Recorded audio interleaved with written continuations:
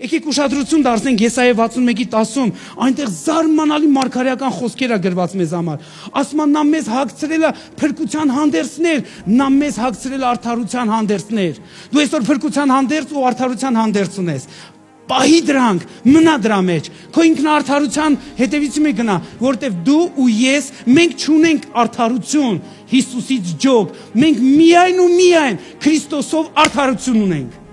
Սա մեզի տալիս է զորություն։ Ուրեմն Քրիստոսի արյունը քեզ արդարություն է տալիս, որը քեզ զորություն է տալիս, որ դու կարողանաս հակառակվես։ Ոչ թե ինչպես մեղավոր խեղճ ու կրակ։ Ասեմ ձեզ, մեր դժվարությունը գիտեք երբ հալնում, երբ որ ես գիտեմ, որ ինչ-որ բանում սխալ եմ, ես ռիսկով չեմ հակառակվում։